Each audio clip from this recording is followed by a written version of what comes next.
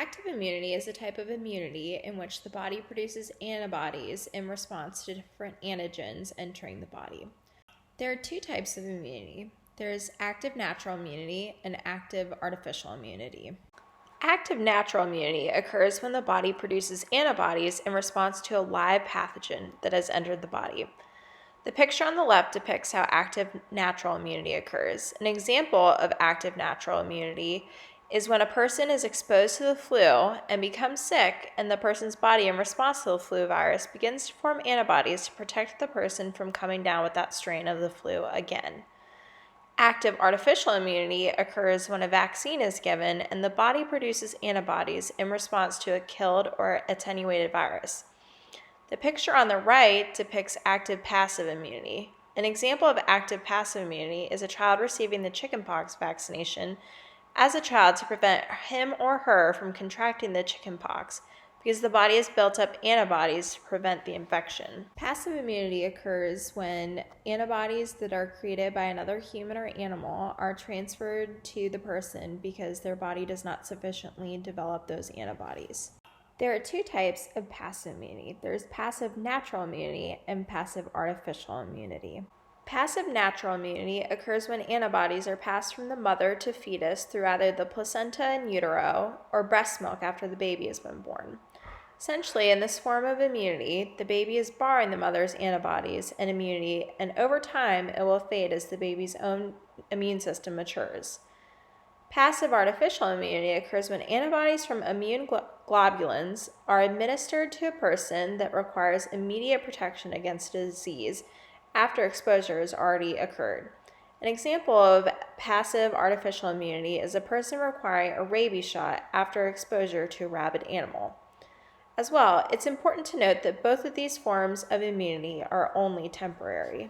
The TD vaccine is a vaccination to prevent against tetanus and diphtheria, and the Tdap vaccination is a vaccine to prevent against tetanus, diphtheria, and pertussis, also known as whooping cough. It is important for adults 19 and older to receive a TD vaccination every 10 years. However, if within 5 or more years of receiving the TD vaccine, you step on a rusty nail or cut yourself on a rock, you should receive another vaccination. Adults 19 and older that have not previously had a Tdap shot should receive this shot instead of the TD vaccination. As well, pregnant women should receive a Tdap vaccination during each pregnancy to protect against pertussis. Typically, the pregnant woman will receive the vaccination during the 3rd trimester, anywhere from 27 to 36 weeks. The MMR vaccination is a vaccine to protect against measles, mumps, and rubella. Adults aged 19 to 49 who lack previous immunization, prior infection, or lab proof of immunity through a titer should receive 1 to 2 doses of this vaccine. Contraindications to the MMR vaccine include those with a history of anaphylactic reaction to a previous dose or any component of the vaccine, pregnant women, and immunocompromised patients. The varicella vaccine is a vaccine to protect against chickenpox. Adults who have not previously had the chickenpox should receive 2 doses, and if the adult only has had 1 dose given as a child, they should receive a 2nd dose as an adult. The varicella vaccine is contraindicated for women who are pregnant. The pneumococcal vaccination is a vaccine that helps provide immunity against organisms that commonly cause pneumonia.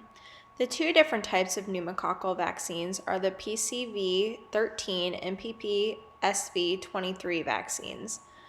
Adults that should receive this vaccine include those who are immunocompromised, those with certain chronic illnesses such as COPD or diabetes, those who smoke cigarettes, and those who live in long-term care facilities.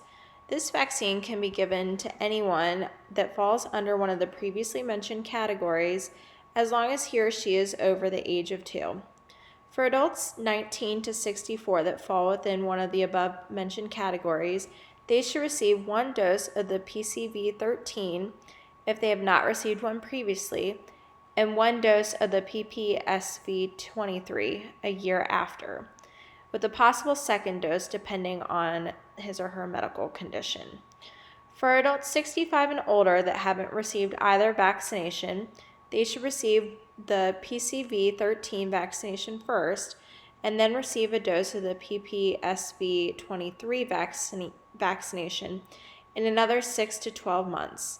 Once an adult age 65 or older receives the PPSV23 vaccine, no more doses are needed. Contraindications to both of these vaccines include severe allergic or anaphylactic reactions to any part of the vaccine or to a TD vaccine. There are two types of hepatitis vaccinations available. The first form of hepatitis vaccine is the hepatitis A vaccine, which is a vaccination that provides immunity against hepatitis A. Hepatitis A is a viral infection that is transmitted via fecal to oral route that affects the liver. Adults that are high risk should receive 2 doses of this vaccine at least 6 months apart from one another.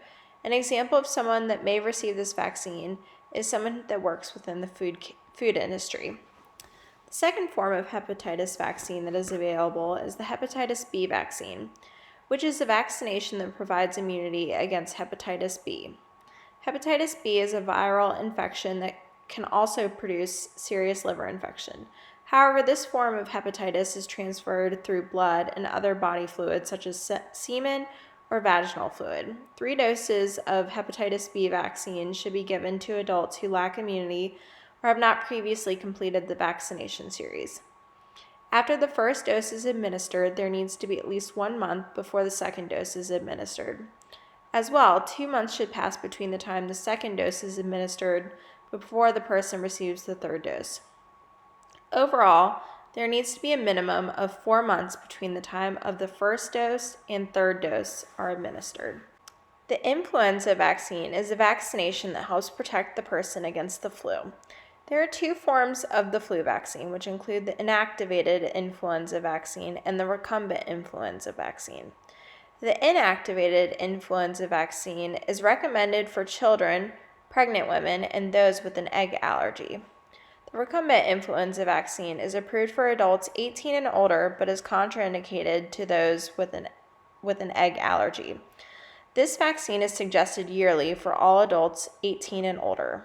The HPV vaccination is a vaccine that protects the individual from the human papillomavirus, which is typically transmitted through sexual contact.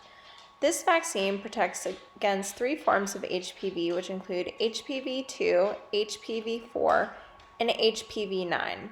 Dosing for female adults ages 26 and younger that were not previously immunized should receive 3 doses of the HPV vaccine. Men ages 22 to 26 that are within the high-risk category should receive 3 doses as well. The second dose should be administered at least 4 weeks after the first dose, and there needs to be at least 12 weeks between the second and third doses. A total of 5 months are needed between the first initial dose and the third dose. The zoster vaccine is a vaccination given to adults 60 years and older to prevent the herpes zoster virus, also known as shingles. Only 1 dose is necessary and is proven to reduce a shingles outbreak by 50%. The Shingrix vaccination is a vaccine given to adults 50 years and older to prevent the shingles. This vaccine is given in 2 doses and is up to 99% effective at preventing a shingles outbreak.